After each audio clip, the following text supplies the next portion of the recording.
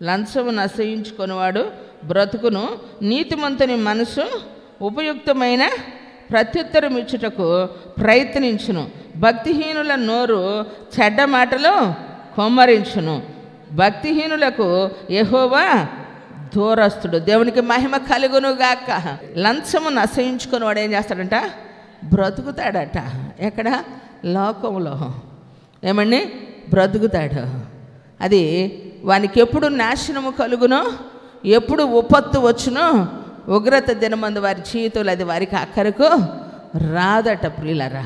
మరి దానికోసము మన జీవితంలో ఈ లోకంలో బ్రతికేటువంటి బ్రతుకు ఏమండి?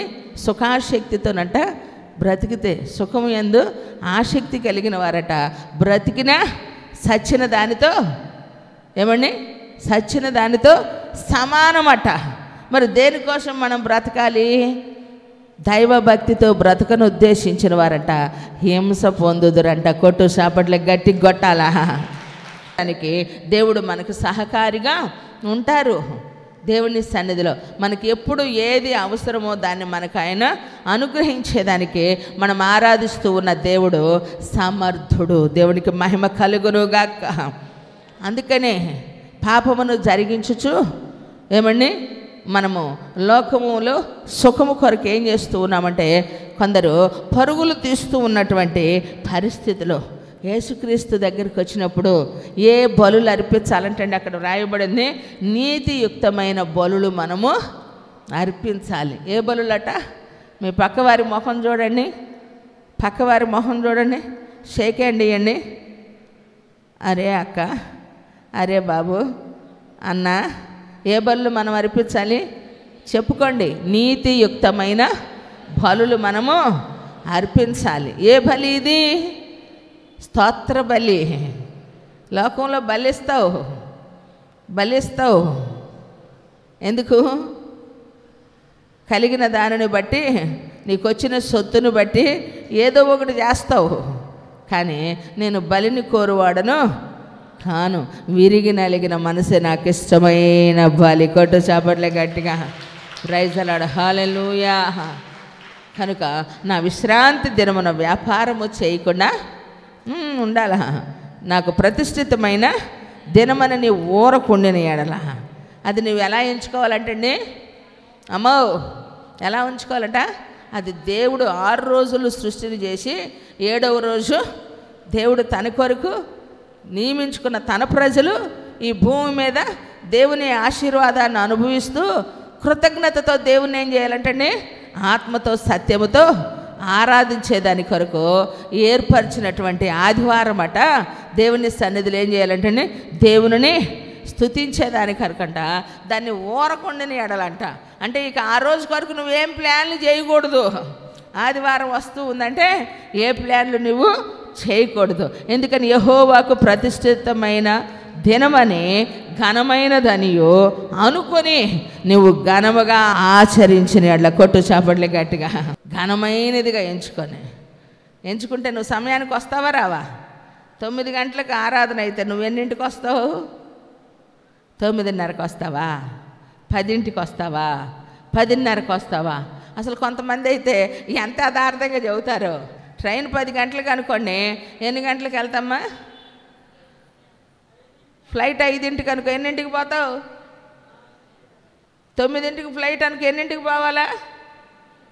అక్కడ చెకింగ్ ఉంటుంది, గంట ముందు పోవాలా. అదే క్రొత్త అయితే 2 గంటల ముందు పోవాలా. ట్రైన్ కనుక కనీసం అరగంట ముందన్నా పోయి ఉండాలా. మరి అన్నిటికీ టయానికి వెళ్తావు. నువ్వు నైట్ వెళ్ళే ప్రయాణం బస్సోడు ఏం చేస్తాడు? ముందే నీకు ఇంటిమేషన్ ఇస్తాడు అరగంట ముందు. ఎక్కడుండారమ్మా, ఎక్కడుండారు బ్రదర్, పలానా చోట సెంటర్కి రండి, టైం అక్కడికి అని స్టాప్ అక్కడ అని పాయింట్ చెబుతారు. ఇన్ని విధాలుగా నువ్వు ఆలోచించుకుంటావు. మరి ఆదివారం వస్తే మన క్రమశిక్షణ ఎంతో మనం కూర్చునే విధానంలో ఉంటుంది. మన క్రమశిక్షణ భక్తి ఎంతో మనం దేవుని సన్నిధికి వచ్చే సమయంలోనే ఉంటుంది. ఇవి పాటించకుండా మనం ఎంత భక్తిపరులు అని చెప్పుకున్నా అది శుద్ధ వ్యర్థం. తెలుసా? ఎప్పుడైతే నువ్వు సమయాన్ని పాటించగలుగుతావో నీలో ఉన్నటువంటి ఆ నిర్లక్ష్యత, మనకున్నటువంటి ఆ బ్యాడ్ హ్యాబిట్స్ ఏవైతే ఉన్నాయో క్రైస్తవులుగా ఉన్నటువంటి మన జీవితంలో వాటిని మనము పోగొట్టుకోవాలి, వాటిని మనము వదులుకోవాలి. ప్రియులారా, ఏం లేదులే, నా వైపు చూడండి, నేను గమనిస్తూనే ఉన్నాగా. దేవునికి మహిమ కలుగును గాక. Praise the Lord. హల్లెలూయా. రెండు చేతులు ఎత్తి గట్టిగా చెబుదామా. నేనేం చెప్పాను?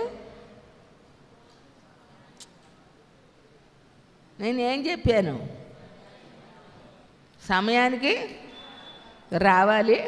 క్రమంగా మనం కూర్చున్న క్రమశిక్షణే, మనం వచ్చే సమయమే మన పద్ధతులు తెలుస్తూ ఉంటాయి. ఇక్కడ నువ్వు పద్ధతిని అనుసరించినటువంటి వ్యక్తివి, నీ లైఫ్లో క్రమం అనేదే తెలియదు.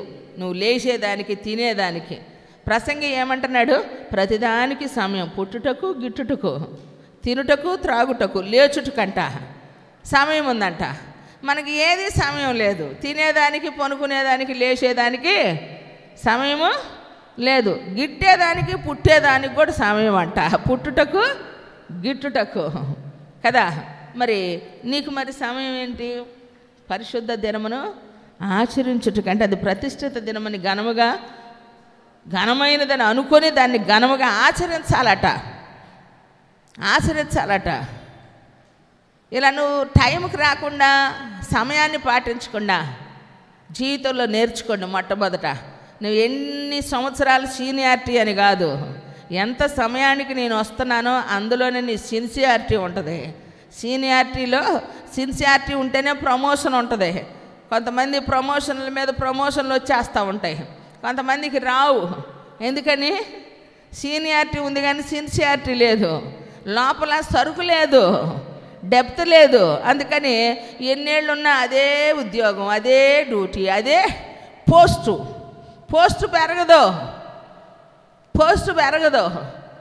నీ లెవెల్ పెరిగిపోవాలా.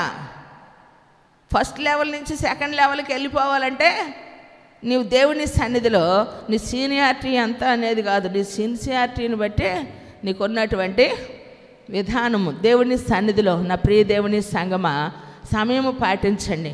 దేవుడు నీకు ఇచ్చిన జీవితంలో సమయం విలువ చాలా గొప్పది. దాన్ని మించినటువంటిది ఇంకేదీ లేదండి. రెండు పోగొట్టుకుంటే పొందుకోలేనివి.